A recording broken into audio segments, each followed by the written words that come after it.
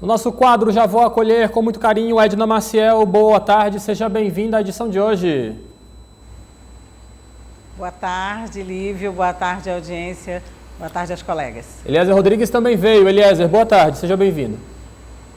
Boa tarde, Lívio Galeno, Edna Maciel, queridos telespectadores, uma ótima tarde a todos. Vamos com o nosso primeiro assunto do dia, porque ainda estamos repercutindo a visita ministerial de João Roma. O ministro da Cidadania esteve no estado do Piauí nesta segunda-feira. Em visita de cortesia ao prefeito de Teresina, Dr. Pessoa, o ministro apresentou medidas sociais do governo Jair Bolsonaro e ouviu demandas do estado. Dr. Pessoa recebeu o ministro da Cidadania no Salão Nobre do Palácio da Cidade. O prefeito de Teresina abriu o encontro presenteando o visitante com produtos típicos do Piauí. A visita de cortesia teve a participação de representantes da bancada federal do estado. Nós ficamos muito felizes com a sua visita. Acho que esse gesto, o senhor se dirigir e fez questão para ele de vir, primeiro fazer uma visita ao nosso prefeito, Dr. Pessoa, demonstra um gesto de carinho, de respeito e principalmente parceria do governo federal com a cidade de Teresina. Teresina está em penúltimo lugar. Por isso que eu quero fazer uma reivindicação a Vossa Excelência. Tratando desigualmente, prioriza os mais pobres. Os mais pobres estão no Nordeste. E dentre as capitais do Nordeste, o maior número de pobres percentual está aqui em nossa capital. O prefeito de Teresina aproveitou para entregar 3 projetos nas áreas de transporte, saúde e educação. Dr. Pessoa pediu ao ministro da Cidadania apoio para ajudar Teresina a ter maior participação na produção de hortifrutos. 1% ou 2% de produção, principalmente a primária familiar, com tecnologia mais moderna, para que a gente chegue nesse mandato de 4 anos, pelo menos 10% a 20%. João Rosa afirmou que os investimentos na redução da pobreza têm sido prioridade do Ministério da Cidadania. Destacou ainda a distribuição de recursos do governo federal para reduzir os impactos econômicos durante a pandemia de Covid-19. De inclusão social produtiva é exemplo do programa de aquisição de alimentos, o qual em Brasília, um outro piauiense é parceiro nosso nessa grande empreitada, que é aqui o Dr. Trabulo, diretor da Conab, que já esteve comigo em outros estados da federação, já esteve comigo na Bahia, já esteve comigo no Ceará, no estado do Pará, no Amazonas, em Goiás. Então, Trabulo tem sido, sem dúvida nenhuma, um parceiro de todas as horas nessa missão, que é justamente viabilizar maior amparo e projeção para os agricultores que podem sim encontrar nesse programa do governo uma garantia para escoar os seus produtos. Vamos comentar essa passagem do ministro João Roma por nossa cidade. João Magalhães também se une a nós no quadro de hoje. João, boa tarde.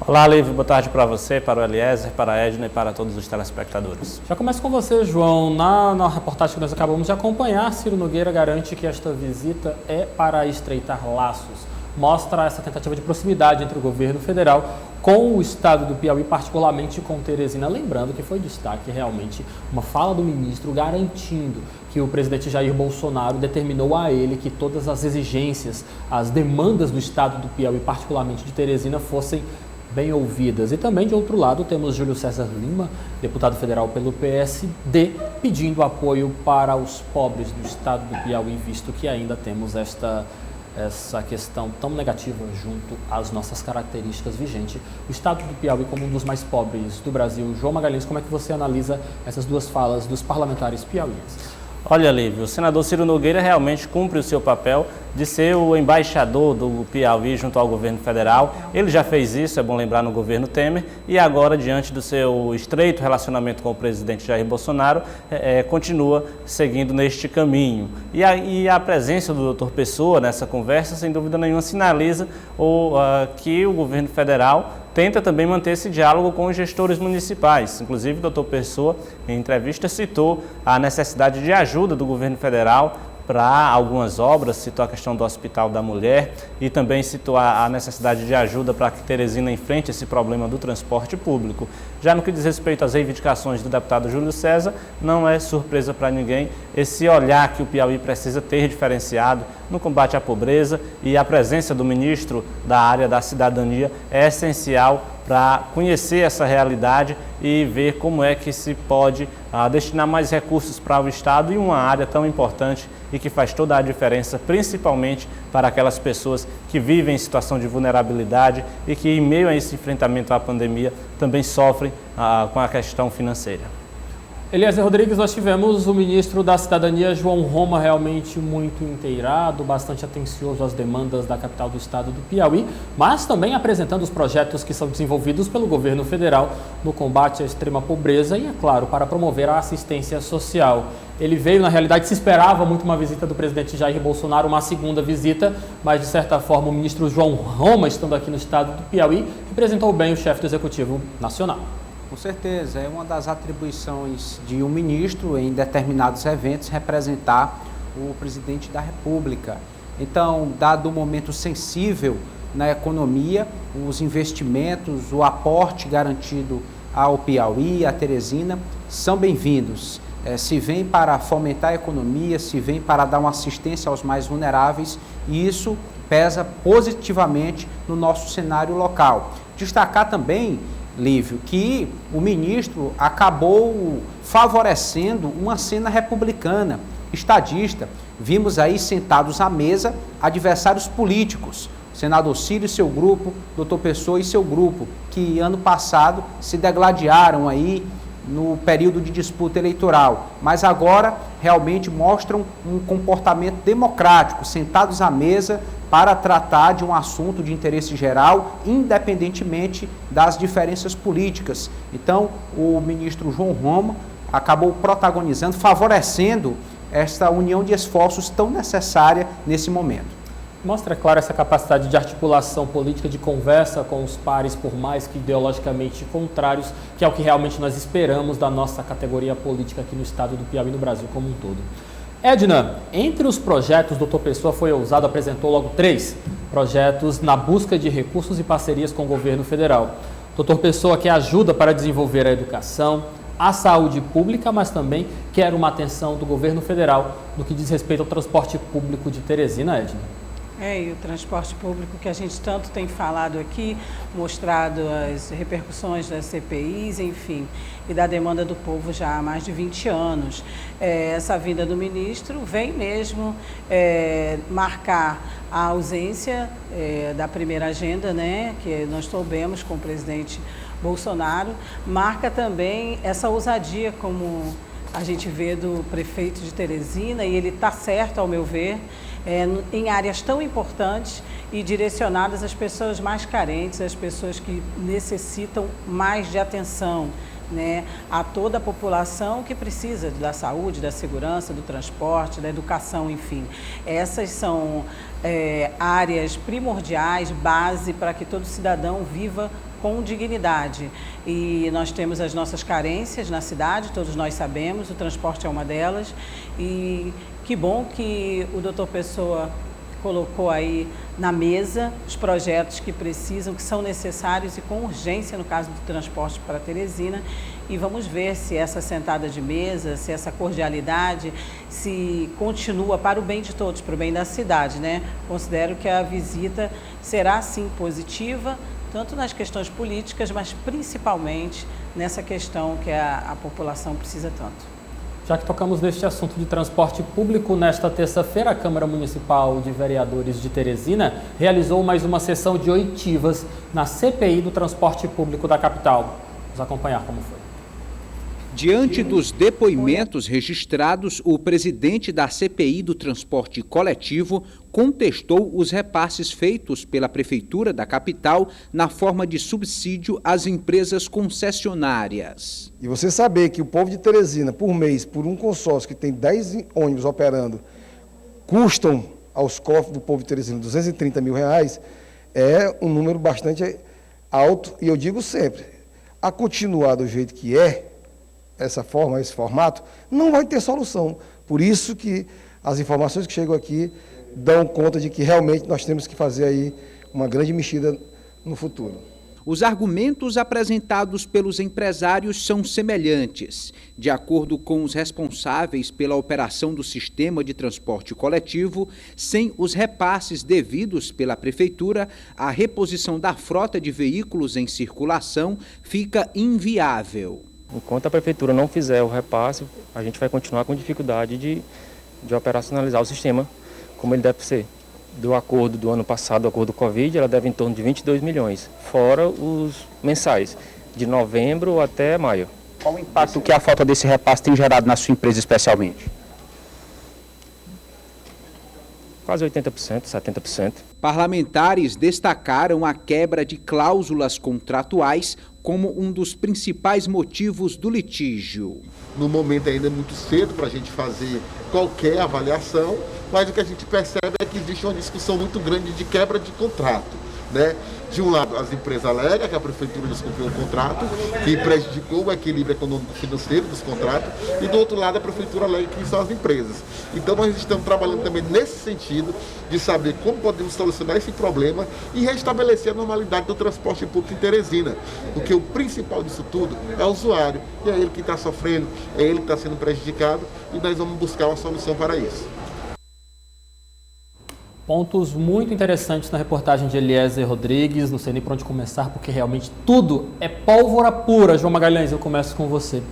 Nós estamos diante aqui de uma constatação, na realidade de uma cobrança, de que os empresários alegam que a Prefeitura deve 22 milhões. Desde a época em que a pandemia do novo coronavírus chegou, se instalou aqui no estado do Piauí, particularmente em Teresina, até os dias atuais. E, inclusive, na reportagem também ouvimos de que os impactos da falta desse repasse chegam a 70% a 80% no que é necessário para o funcionamento de uma empresa que atua no transporte público de Teresina. João Magalhães, nós estamos aqui diante de uma completa dependência do sistema de transporte público da Prefeitura Municipal da nossa cidade. De olho com esses dados nas mãos, 22 milhões de reais sendo cobrados e até o impacto de 80% na folha de funcionamento de custo dessas empresas, é um sistema inviável.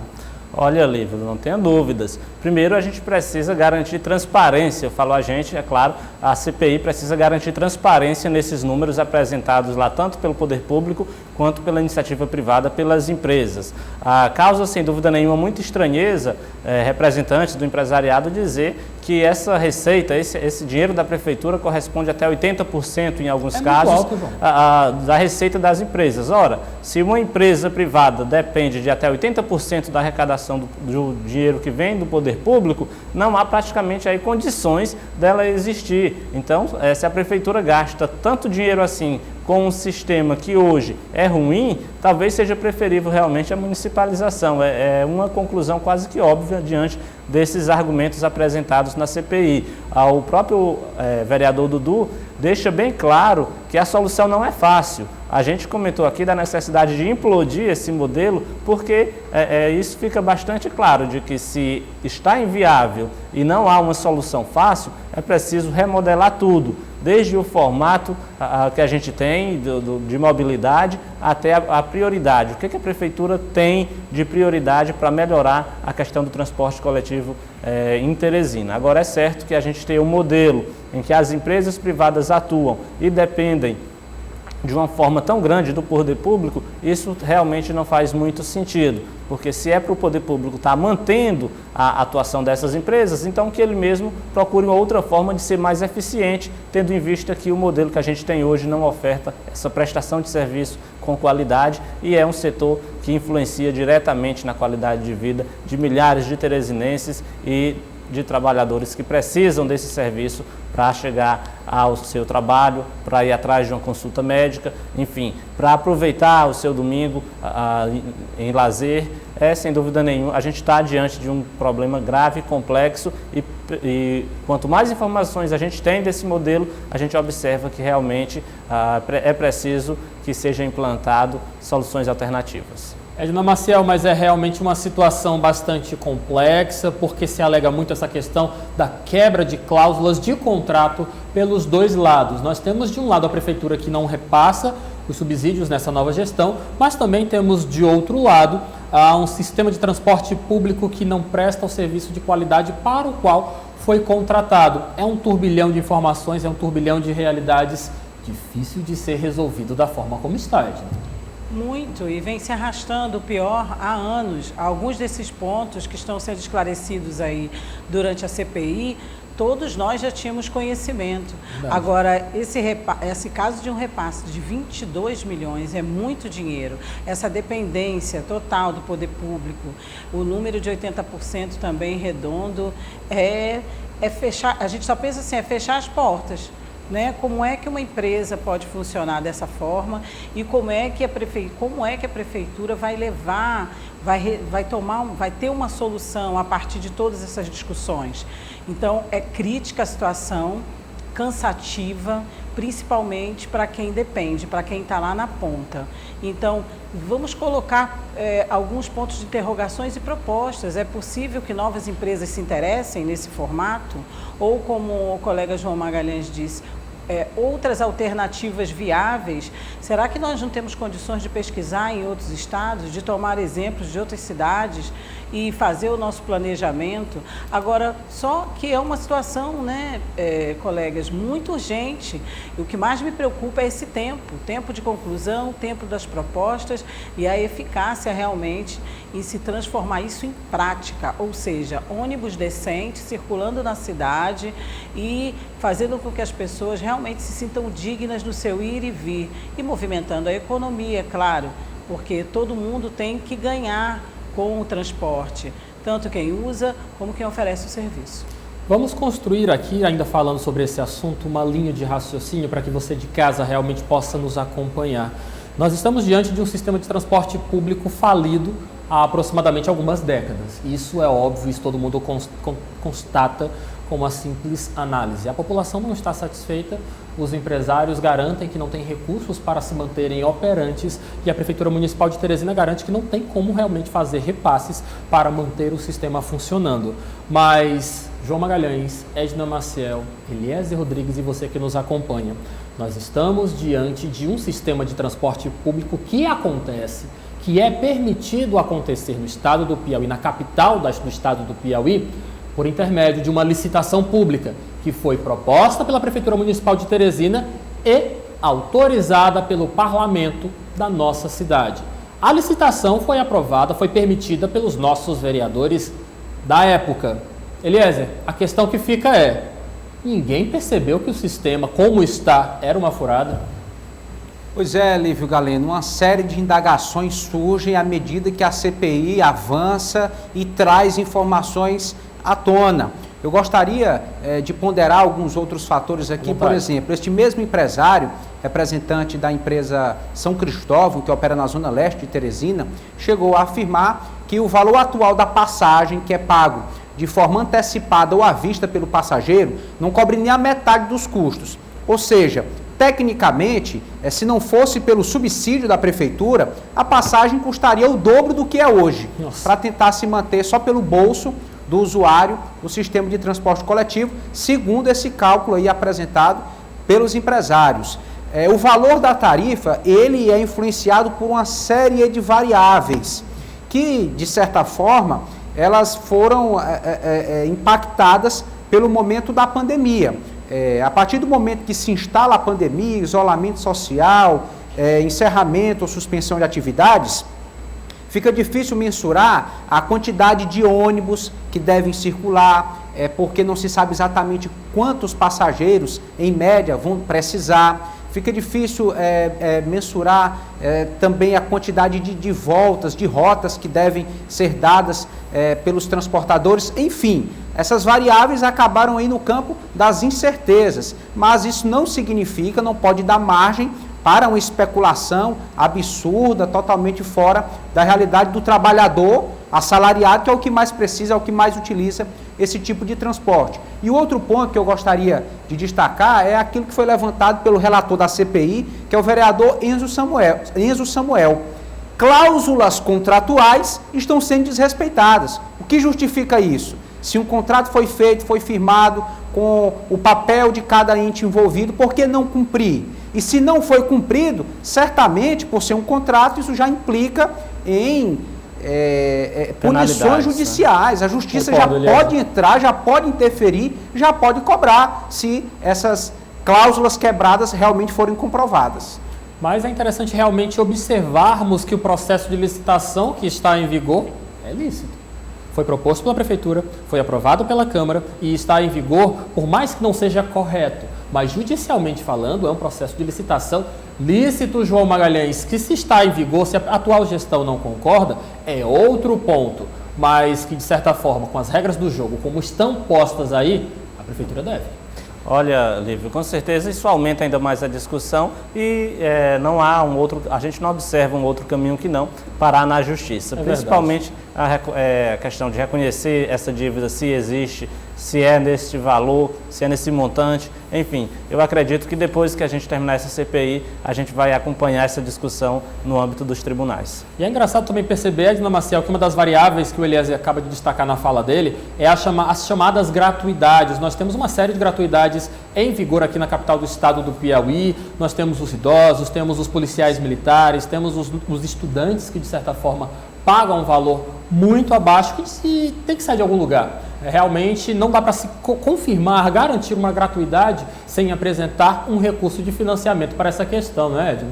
É óbvio, aqui ninguém vai dizer que tirar o direito de cada um, dos estudantes, dos idosos, dos policiais, enfim, mas é como você diz, existem cálculos, são planilhas, existem custos, então tem que se ver, é de direito, do estudante, é de direito, do profissional, ótimo. Agora tem que se ver, tem que se calcular e se dar condições para que a gente continue dando direito às pessoas que têm direito, a meia passagem ou a um desconto, enfim.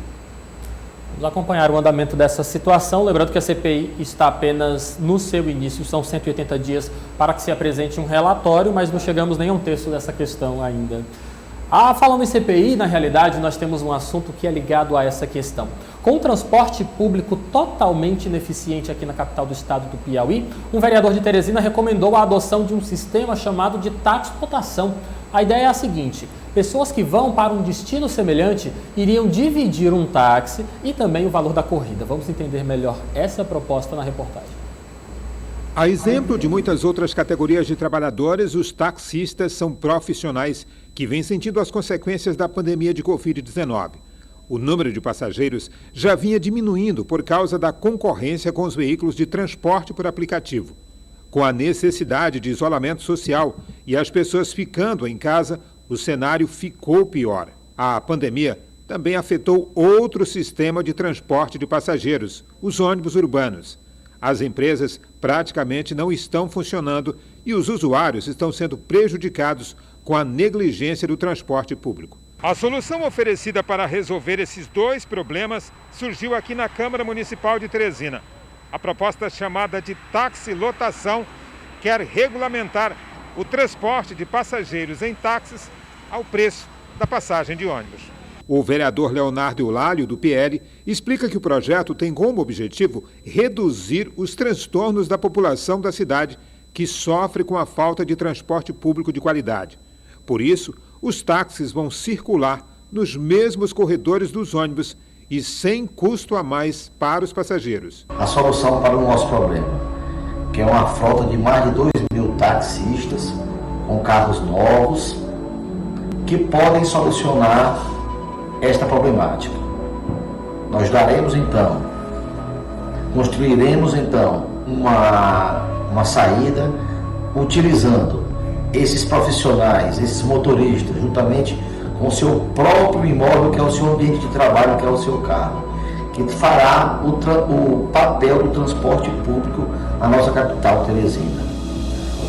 Todo o trajeto vai ser realizado através dos corredores já existentes, ou seja, haverá uma identificação no vidro frontal do táxi. Nós daremos então a possibilidade de 4 pessoas serem transportadas num ambiente seguro, confortável e rápido. Teresina tem hoje 2.040 taxistas em atividade, uma classe que se queixa da falta de passageiros e encontrou no projeto um caminho para superar a crise. a população ganha uma eficiência, um transporte público eficiente, com ar-condicionado, carros novos, quer dizer, nós só temos a ganhar e a população também. Mas o que será que a população acha dessa proposta de trocar o ônibus por táxi? Isso não está certo para nós não. Hein? É andar de ônibus. É andar de ônibus, o ônibus é mais seguro.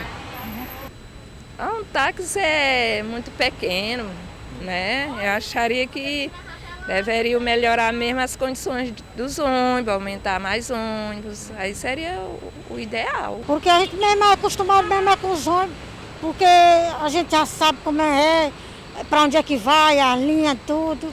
Aí tem que, sei não, a gente só sabe se botar os táxis para a gente rodar. O projeto do táxi coletivo vai ser apresentado no plenário da Câmara Municipal de Teresina na sessão dessa quarta-feira.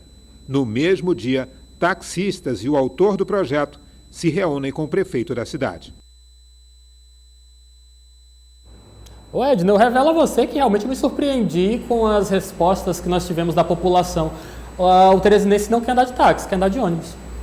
Olha só, Olivia, eu andei muito de ônibus, muito de táxi, ando de aplicativo, e deixa eu lhe dizer uma coisa. Diga. Nós precisamos de transporte público de qualidade e das alternativas.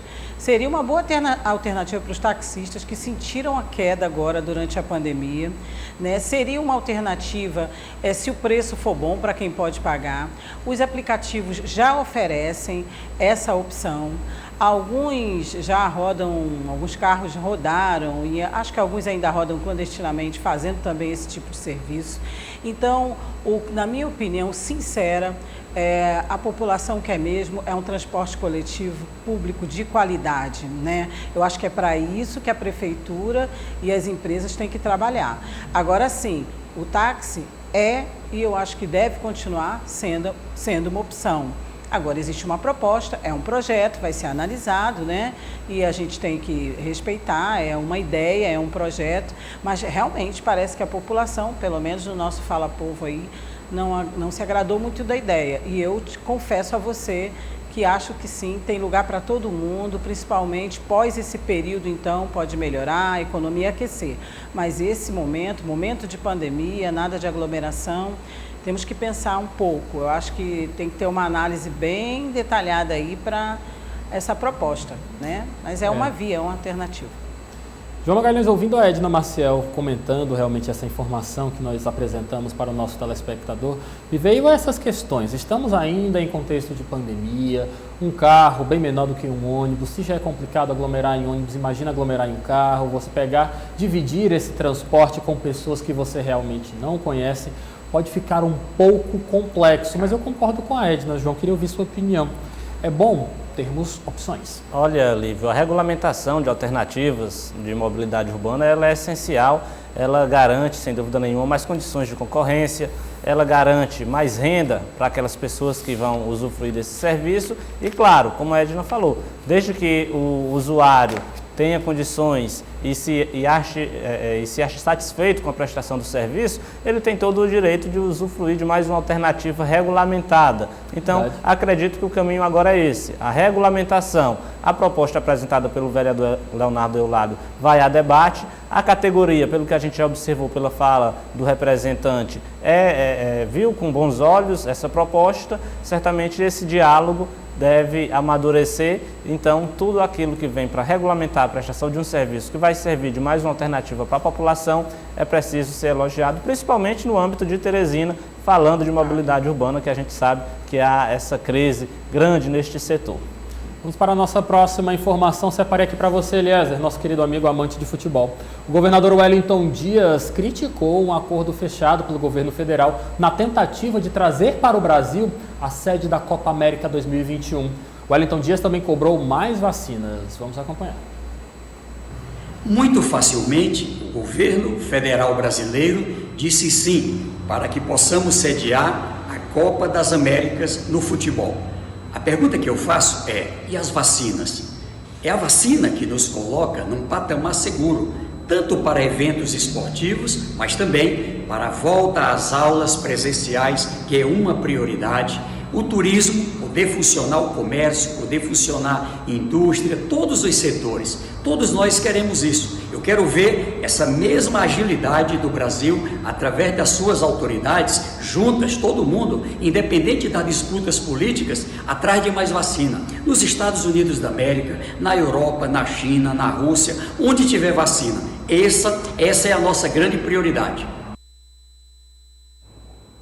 Eliezer Rodrigues, governador do estado do Piauí, subiu o tom. Teve uma fala um pouco mais dura, realmente foi notícia em todo o Brasil ontem de que o governo federal estaria em negociação para trazer a Copa América do ano de 2021 para o Brasil. Foi confirmado até na imprensa nacional, mas depois o governo voltou atrás, disse que não há nada fechado, mas o que se tem na imprensa internacional é de que o Brasil vai ser a sede da Copa América 2021. Eliezer, tom mais duro. Olha, Lívio, é preciso garantir a segurança, a saúde da população. Não temos nada contra os eventos esportivos, inclusive alguns já estão acontecendo aqui no estado do Piauí. Torcemos pela retomada do setor esportivo, do setor cultural, que está paralisado, impactado diretamente pela pandemia, mas em primeiro lugar garantir saúde às pessoas. Se o estádio vai ser um local seguro, se vai ter teste, se vai ter vacinação já bem mais ampliada, então as condições são favoráveis. Mas se não for assim, não adianta arriscar, porque os prejuízos podem ser muito maiores. João Magalhães, é importante lembrarmos que o governo federal está aguardando já para os próximos meses, inclusive neste mês de junho e também julho, mais remessas da vacina da Pfizer, da Moderna. Nós temos aqui umas promessas de chegada de mais vacinas, de mais imunizantes. Mas é importante lembrarmos de que o imunizante não tem um efeito instantâneo. Tomou vacina, espera um tempo para receber a segunda dose. Isso nos imunizantes que requerem essa segunda dose é um assunto polêmico que realmente repercutiu muito negativamente a nível nacional, que fez inclusive até o Palácio do Planalto voltar atrás e informar que não estava nada acertado. Olha, Lívio, não é novidade para ninguém que o brasileiro é amante do futebol. Então, o futebol por si só já é uma polêmica no Brasil. Nesse contexto de pandemia, então, tudo fica mais aflorado. A questão da cobrança do governador Wellington Dias, ele cumpre aquele papel que ele já vem exercendo de liderança no Fórum dos Governadores, chamando a atenção principalmente da necessidade de imunização da população. O que diz respeito especificamente à realização ou não da Copa América no Brasil, o Eliezer contextualizou bem, já está acontecendo outros campeonatos, enfim, é necessário ter a responsabilidade com a gestão da pandemia, mas também é preciso ter um determinado controle sobre quais atividades podem ser retomadas ou não. Agora, é certo que essa cobrança que o governador Wellington Dias fez pela campanha de imunização, ela precisa ser recorrente e cada vez mais firme, cada vez mais forte. Afinal de contas, a gente está literalmente na metade do ano, no 6º mês do ano. Alguns outros países já estão praticamente voltando à normalidade. É preciso que o Brasil também ingresse neste grupo de países onde a população já está andando sem máscara, onde já é possível realizar, inclusive, eventos, festas mesmo, festivais.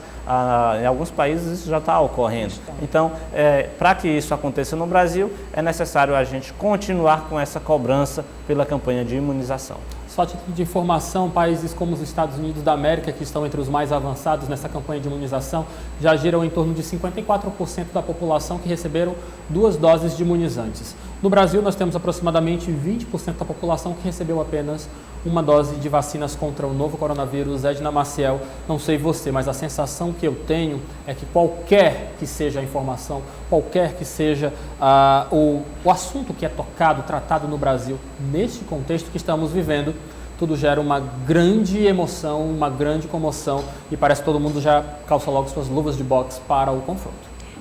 Nós temos esse sangue quente, né? Somos muito da discussão do debate, mas eu creio que, em parte, isso é bom, Lívio, Eliezer e João, e a todos que estão aqui nos assistindo, porque os assuntos têm que ser mesmo discutidos, e ainda mais, como o governador aí fez essa chamada à realidade. É como o Eliezer disse, todos nós somos a favor dos esportes, né? Eu acho que a maioria das pessoas, todo mundo quer que a economia retorne. todo mundo quer voltar ao normal, mas nós temos que ter a realidade, a nossa realidade, a prioridade, os números que você colocou muito bem aí, e o João citou que em alguns países, inclusive, estão sendo testados os shows, né? Estão sendo feitos testes, com a moçada toda sendo imunizada, levando teste, os músicos também. Depois é feita uma avaliação para ver se realmente dá para continuar, com quantas pessoas, 200, 500, enfim. Nós também queremos chegar aí, mas para chegar aí, temos que vacinar em massa. Então, creio que por isso o governador, no seu papel, como você falou, de representante do Fórum e do Estado e dos governadores do Nordeste, faz essa chamada de atenção, né? Porque temos que ter a prioridade. 20% é pouco, 30% é pouco, 40% é pouco de vacinação. E nós não chegamos nem aí. Então, vamos devagar, vamos paulatinamente, vamos estudando. E eu acho que ainda vai ter muita discussão em torno desse assunto, mesmo o governo tendo voltado atrás aí, se fechou ou não. Trazendo mais informações também ao nosso debate, é uma pesquisa recente da Fundação Oswaldo Cruz, a nossa querida Fiocruz, de que seria necessário 75% da população brasileira imunizada com 2 doses de vacinas contra o novo coronavírus, de certa forma, para quebrar a cadeia de transmissão do coronavírus em nosso país. Estamos em aproximadamente 20% com apenas 1 dose. O dia hoje está cheio de assuntos e só para encerrando aqui o nosso quadro desta terça-feira, eu queria realmente trazer outro assunto que repercutiu a nível nacional e que também está ligado ao presidente Jair Bolsonaro. O senador Flávio Bolsonaro, do Rio de Janeiro, que é filho de Jair Bolsonaro, anunciou filiação ao Patriota, o que pode facilitar o ingresso do presidente da República na legenda. Entretanto, o Flávio Bolsonaro mal chegou e já se envolveu com problemas, pois a cúpula do Patriota está sendo dada como rachada. Integrantes do comando da legenda acionaram o TSE, que é o Tribunal Superior Eleitoral, contra o presidente da sigla, Adilson Barroso Oliveira, acusando ele de irregularidades na organização da Convenção Nacional, em que foi anunciada a entrada de Flávio Bolsonaro para os quadros do Patriota. João Magalhães, como é que você recebe esta informação? Eu acredito só, João, antes do seu comentário, que tem piauiense muito feliz com essa possibilidade de Jair Bolsonaro entrar para o Patriota. Com certeza. É preciso, só para o nosso telespectador entender melhor, essa confusão toda acontece porque o Patriota, ele é hoje a formação de 2 partidos. O Patriota, que seguiu com esse nome, e o PRP. Quando houve a fusão entre as 2 siglas, parte do diretório ficou com o Patriota e outra parte foi destinada aos líderes do PRP. A informação que se tem é de que a ala alinhada ao PRP não se sentiu muito à vontade com essa filiação de Flávio Bolsonaro. Isso porque a gente sabe que para onde o presidente da República, Jair Bolsonaro for, ele vai querer controlar a legenda, assim como ocorreu com o PSL. Isso quer dizer que ele quer ter autonomia para indicar presidentes estaduais, para cuidar do fundo partidário, para cuidar da questão logística de campanha, enfim, é um critério que ele utiliza. Jair Bolsonaro vai para o partido que der a ele o controle da legenda. Portanto, isso repercutiria muito nos estados. Aqui no Piauí não teria muito problema, porque a gente sabe que os líderes do Patriota aqui no Piauí são da ala bolsonarista, inclusive o Major Diego Melo, com certeza, se sentiria muito contemplado em ser correligionário do presidente Jair Bolsonaro, mas é certo que antes do ingresso do presidente da República no partido, a gente ainda vai ver essa discussão, porque essa ala que veio do PRP para o Patriota, disse que foi prejudicada nesses diálogos que culminaram aí na filiação do senador Flávio Bolsonaro. Patriota é apenas uma das possibilidades, uma das opções do presidente Jair Bolsonaro de filiação nos próximos dias. Eliezer Rodrigues, você acredita que realmente uma possível adesão de Jair Bolsonaro ao partido poderia trazer problemas com progressistas? Não necessariamente, Lívio Galeno. Eu acredito até de forma natural que o presidente Jair Bolsonaro deva tomar posse, se filiar a um partido da chamada ala direita, um partido com ideologias declaradamente de direita. Oi? Seria mais coerente. Coerente, foi a linha que o elegeu no ano de 2018. Não basta, o presidente sendo de centro, ele perderia muito esse capital político, ficaria menos sustentável politicamente. Então, ele deve sim seguir para o Patriota ou um outro partido da direita. Agora, O apoio do Centrão, o alinhamento com o Centrão é fundamental, é o maior bloco de partidos, é o bloco que mais elegeu prefeitos ano passado no Brasil. Então, politicamente, eleitoralmente, é necessário, por estratégia, ter esse alinhamento com o Centrão. Mas, no caso do presidente, fazer parte de um partido com a ideologia firme de direita.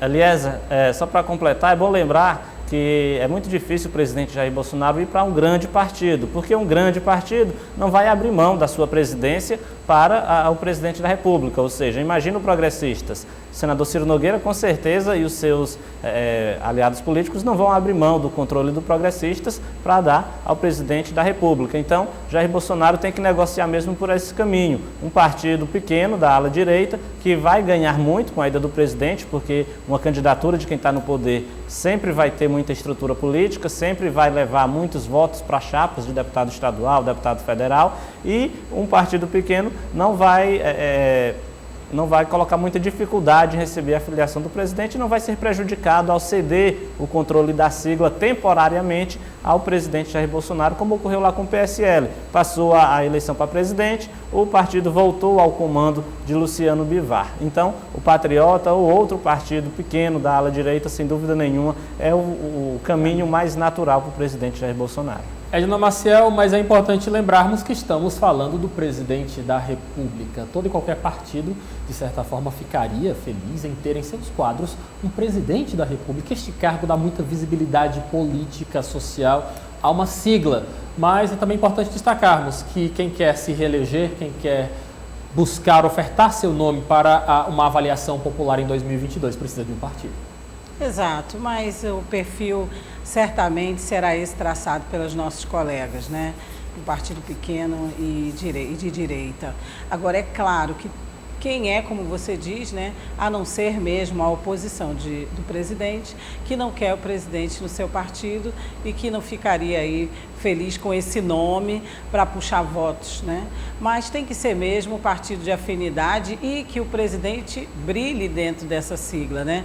Que ele seja o comandante, ainda que temporariamente nesse período pré-eleitoral. Enfim, ele vai ter que ter autonomia para fazer os comandos, as articulações, enfim, o que ele determinar e comandar. Então, é claro que esse é o perfil e é o caminho mais certo do presidente da República. Embora a gente possa até ter uma surpresa num outro partido, mas acho muito difícil. Coisa boa. Hoje, dia 1º de junho de 2021, é o Dia Internacional da Imprensa e, é claro, para celebrarmos esta data, estamos felizes de receber aqui no meio de nós, no nosso quadro Política do Dia, um vacinado contra o novo coronavírus. Eliezer, feliz por você, viu?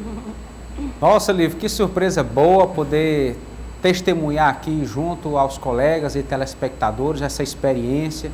Realmente, hoje tivemos a oportunidade de tomar a primeira dose contra a Covid-19 como um profissional de comunicação com atuação no município de Timon, a nossa vizinha cidade de Timon.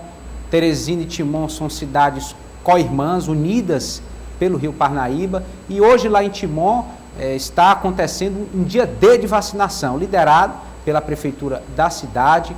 Alguns pontos de vacinação estão instalados em regiões centrais da cidade, para assim atender diversas categorias, não só profissionais de comunicação, mas educadores, construção civil, mototaxistas, taxistas também, diversas outras categorias que estão anunciadas nos canais oficiais de comunicação da Prefeitura de Timon, com todos os esclarecimentos. E aqui, para o lado de Teresina e do Piauí, também já temos informações que outras categorias devem ser anunciadas nos próximos dias para o aceleramento desse calendário de vacinação. Portanto, realmente estamos nos sentindo muito felizes, alegres, porque estamos no batente desde o primeiro momento. Verdade, não tivemos essa oportunidade de se isolar, de se resguardar, mesmo no momento mais incerto e inseguro da pandemia no ano passado, mas cumprimos a nossa missão. O Sistema Dia cumpriu a sua missão e hoje, graças a Deus, estamos podendo se vacinar.